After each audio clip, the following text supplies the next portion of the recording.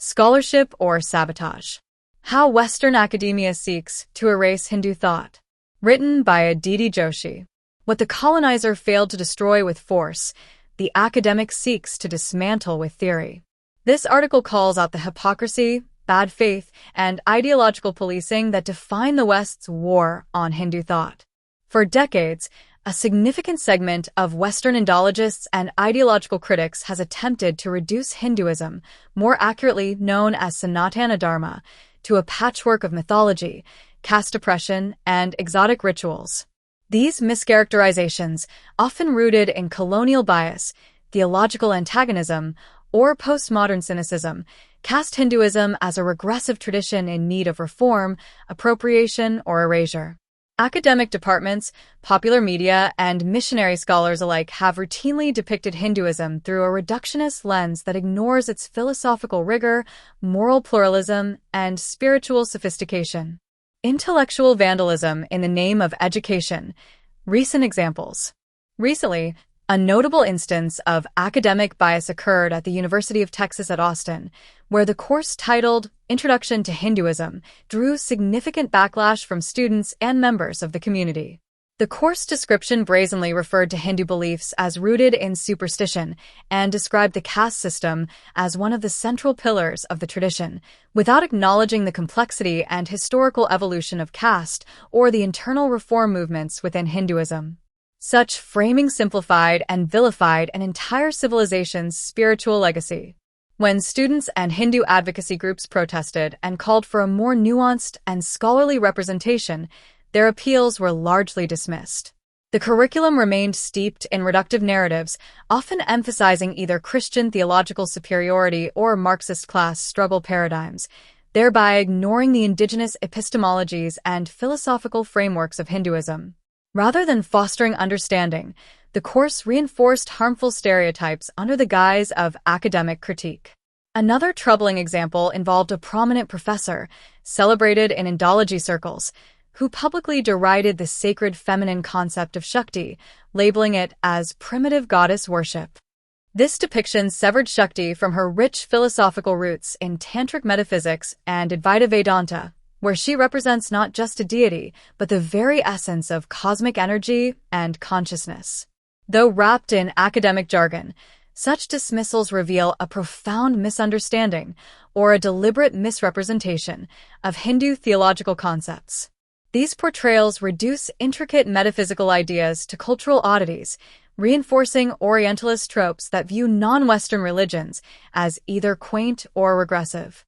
The result is an intellectual caricature where the depth and sophistication of Hindu thought are eclipsed by patronizing labels and shallow analogies. At the University of Houston, a course given by Professor Ori titled Lived Hindu Religion faced criticism from a student who alleged that the course content was Hinduphobic and distorted India's political landscape. The student claimed that the professor characterized Hinduism as not an ancient, lived tradition, but rather as a political tool weaponized by Hindu nationalists and a system of oppression against minorities. The university defended the course, stating that it values academic freedom and that the course is grounded in the academic discipline of religious studies, which uses specific terminology to analyze religious movements across traditions. A particularly egregious example unfolded at a California public high school, where the textbook content on Hinduism painted the tradition as a chaotic assortment of polytheistic deities, linking it to animal worship, ritual pollution, and social discrimination.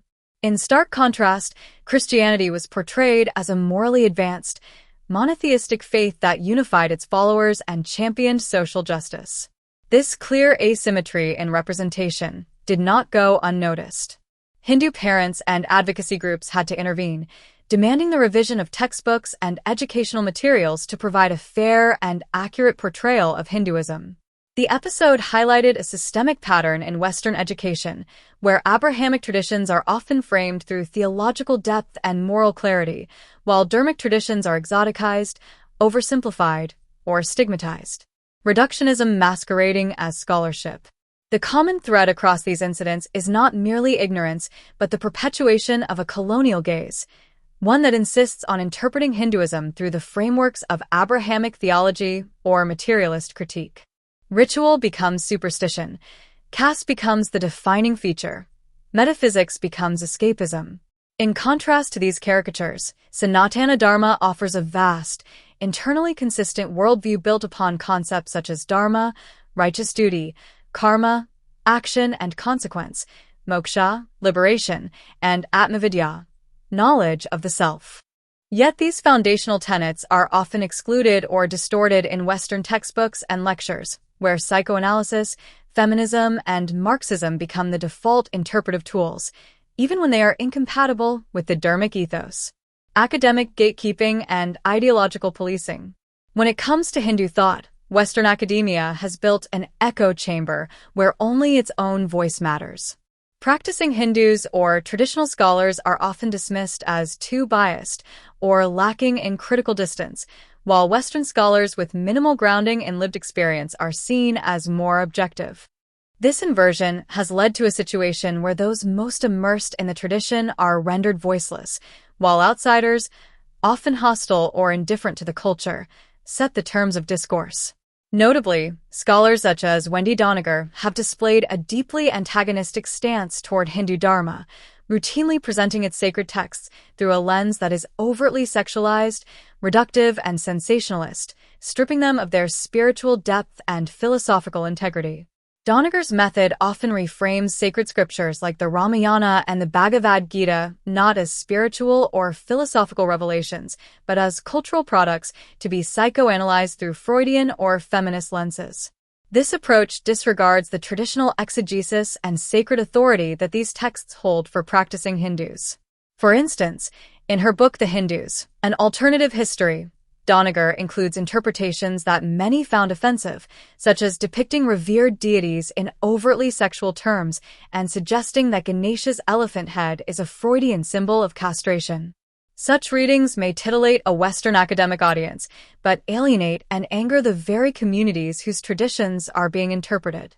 In his book The Battle for Sanskrit, Rajiv Malhotra critiques how Western scholars like Doniger often operate within a framework that fetishizes and exoticizes Hinduism while simultaneously denying Hindus the right to interpret their own traditions through their native categories of understanding, adhyatma, dharma, moksha, etc. The severe backlash to Doniger's work resulted in her book The Hindus. An Alternative History was withdrawn from circulation in India in 2014 after a civil suit alleged that the book hurt religious sentiments and violated Indian law. While the incident sparked global debates around free speech and censorship, it also drew attention to the deep disconnect between Western academic interpretations of Hinduism and the lived realities of Hindu practitioners. Doniger's style of scholarship reflects a broader problem, a persistent colonial gaze masked in academic language. By presenting Hinduism as a repository of arcane rituals, exotic deities, and repressed sexuality, such work fails to acknowledge the philosophical sophistication, ethical frameworks, and spiritual aspirations embedded in the tradition. This pattern not only distorts Hinduism's image globally, but also marginalizes Hindu voices within academic discourse about their own faith. The end result is a form of intellectual imperialism where the native tradition is explained to its followers through foreign constructs, often in a tone that is dismissive or patronizing. One of the greatest ironies is that a tradition as pluralistic and introspective as Sanatana Dharma is often accused of being intolerant or backward. This distortion arises from an unwillingness to engage with the metaphysical complexity of Hindu thought, where multiple deities, philosophies, and paths are not signs of confusion but expressions of a higher unity. Concepts like Ishta Devata, personal deity, Advaita, non-dualism, and Bhakti, devotion, are frequently simplified into false binaries: monotheism versus polytheism, faith versus reason, East versus West. These binaries do violence to the intricate tapestry of Hindu metaphysics. Not all Western thinkers were blind. This section stands as a direct challenge to the distortions, misrepresentations, and often calculated hostility with which many European Indologists have historically treated Hinduism.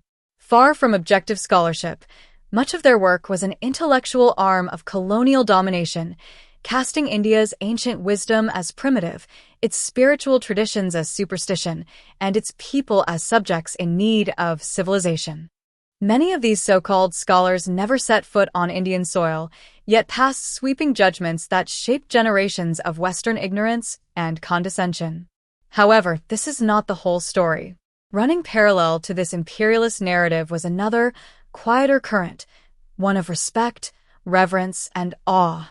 Thoughtful non-Indian thinkers and visionaries, often standing outside the machinery of empire, saw in India not a land of backwardness, but a cradle of profound spiritual and philosophical insight. Historical context is crucial to understanding their appreciation.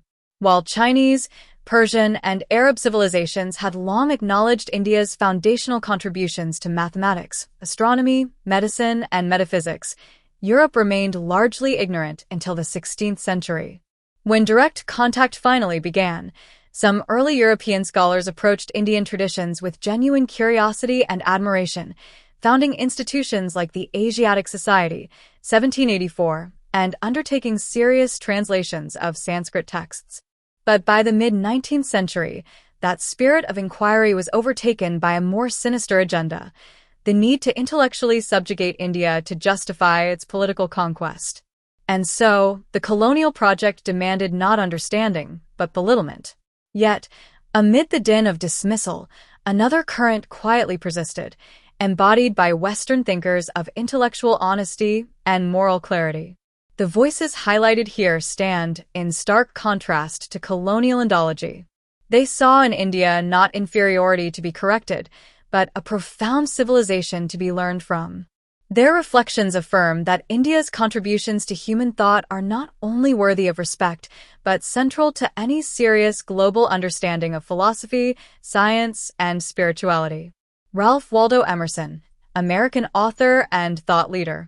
In the Great Books of India, an empire spoke to us, nothing small or unworthy, but large, serene, consistent, the voice of an old intelligence, which in another age and climate had pondered and thus disposed of the questions that exercise us. The Journals and Miscellaneous Notebooks of Ralph Waldo Emerson. Volume 10, 1847 to 1848. Henry David Thoreau, American author and philosopher. In the morning, I bathe my intellect in the stupendous and cosmogonal philosophy of the Bhagavad Gita, since whose composition years of the gods have elapsed, and in comparison, with which our modern world and its literature seem puny and trivial. Walden, or Life in the Woods. Boston, Ticknor and Fields, 1854. Mark Twain, American author and humorist.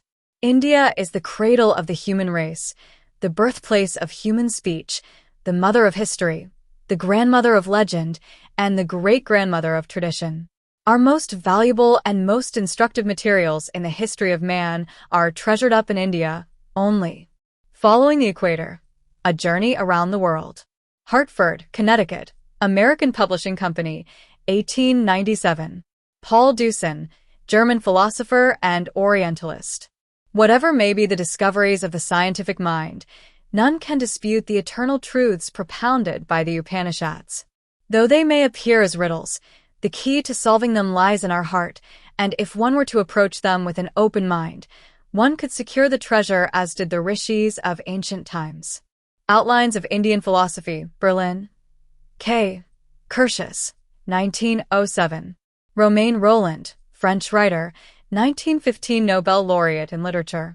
Religious faith in the case of the Hindus has never been allowed to run counter to scientific laws. Moreover, the former is never made a condition for the knowledge they teach, but they are always scrupulously careful to take into consideration the possibility that by reason both the agnostic and atheist may attain truth in their own way. Such tolerance may be surprising to religious believers in the West, but it is an integral part of Vedantic belief. The Life of Ramakrishna. Vedanta Press and Bookshop, 1929. Hermann Kaiserling, German philosopher and author. The Absolute Superiority of India over the West in Philosophy. Poetry from the Mahabharata, containing the Bhagavad Gita. Perhaps the most beautiful work of the literature of the world. The Houston Smith Reader. Edited by Jeffrey Payne, University of California Press, 2012. Will Durant, eminent American historian. India was the motherland of our race, and Sanskrit the mother of Europe's languages. She was the mother of our philosophy, mother, through the Arabs, of much of our mathematics, mother, through the Buddha, of the ideals embodied in Christianity, mother, through the village community, of self-government and democracy. Mother India is in many ways the mother of us all. The Case for India. New York, Simon & Schuster, 1931. Albasham, Historian. For long it was thought that the decimal system of numerals was invented by the Arabs, but this is certainly not the case. The Arabs themselves called mathematics the Indian art, Hindisat, and there is now no doubt that the decimal system was learnt by the Muslim world either through merchants trading with the west coast of India or through Arabs who conquered Sind in 712 CE. The Wonder That Was India, a survey of the culture of the Indian subcontinent before the coming of the Muslims. London, Sidgwick and Jackson. Guy Sorman, French author and philosopher. Temporal notion in Europe were overturned by an India rooted in eternity. The Bible had been the yardstick of measuring time, but India's infinitely vast time cycles suggested that the world was much older than anything Bible spoke of. It seems that if the Indian mind was better prepared for the chronological mutation of Darwinian evolution and astrophysics. Hindu cosmography, for example, born in hoary antiquity, strikes one in certain ways as surprisingly modern. India has never limited its conception of time a few crowded millennia. Thousands of years ago, India's sages computed the Earth's age at little over 2 billion years, our present era being what is called the 7th Manvantara. This is a staggering claim. Consider how much scientific evidence has been needed in the West before men could even imagine so enormous a time scale. The Genius of India. New Delhi, Macmillan India Limited, 2001. Erwin Schrödinger, quantum physicist and Nobel Prize 1933. There is no kind of framework within which we can find consciousness in the plural. This is simply something we construct because of the temporal plurality of individuals, but it is a false construct. The only solution to this conflict, insofar as any is available to us all, lies in the ancient wisdom of the Upanishads. My Life, My Worldview. Edited by Svetla Petkova and Veselin Petkov. Montreal, Minkowski Institute Press, 1961. Werner Heisenberg, Nobel Prize in Physics, 1932. After the conversations about Indian philosophy, some of the ideas of quantum physics that had seemed so crazy suddenly made more sense. Capra, Fritjof. Uncommon Wisdom. Conversations with Remarkable People. New York, Simon & Schuster, 1988. Robert Oppenheimer, Father of the Atomic Bomb. The Bhagavad Gita is the most beautiful philosophical song existing in any known tongue.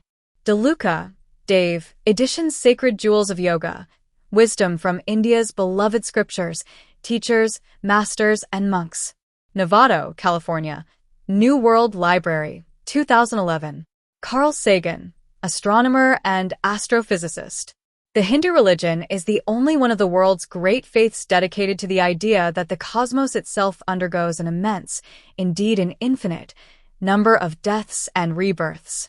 It is the only religion in which the timescales correspond to those of modern scientific cosmology. Cosmos, published 1980, Chapter 10, The Edge of Forever. Paul Steinhardt, Albert Einstein Professor of Science at Princeton University, and Neil Turok, Director of Perimeter Institute, Waterloo, Ontario, Canada. They have just fired their latest volley at that belief, saying there could be timeless cycle of expansion and contraction. It's an idea as old as Hinduism, updated for the 21st century. The theorists acknowledge that their cyclic concept draws upon religious and scientific ideas going back for millennia, echoing the oscillating universe model that was in vogue in the 1930s, as well as the Hindu belief that the universe has no beginning or end, but follows a cosmic cycle of creation and dissolution. A cyclic model of the universe. Science, 296, 5572, 1436 to 1439. In our own times, Tulsi Gabbard offers a powerful counterexample to the widespread academic and media portrayal of Hinduism as fatalistic, hierarchical, or detached from worldly action. As the first Hindu elected to the U.S. Congress and a former presidential candidate, Gabbard embodies a living, dynamic expression of Sanatana Dharma, rooted in equality, selfless service, and spiritual clarity. Her deep engagement with the Bhagavad Gita, especially the teaching of nishkama karma, action without attachment to results, has shaped her decisions both on the battlefield and in political life. Rather than distancing herself from her Hindu identity in a predominantly secular or Abrahamic cultural environment, she has consistently drawn moral strength from it, publicly citing the Gita as her compass during times of crisis. Her gifting of the Gita to Prime Minister Narendra Modi was not mere diplomacy, but a declaration of its enduring global relevance. Closing remarks. Western ideological narratives about Hinduism have often functioned less as academic inquiry and more as tools of epistemic colonization. These critiques reflect more about the critic's limitations than the tradition they attempt to dissect.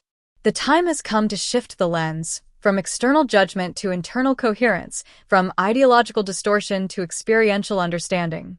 While many prominent Western philosophers and thought leaders have acknowledged the profound philosophical depth and global contributions of Hindu Dharma, Sanatana Dharma does not need validation from the outside world.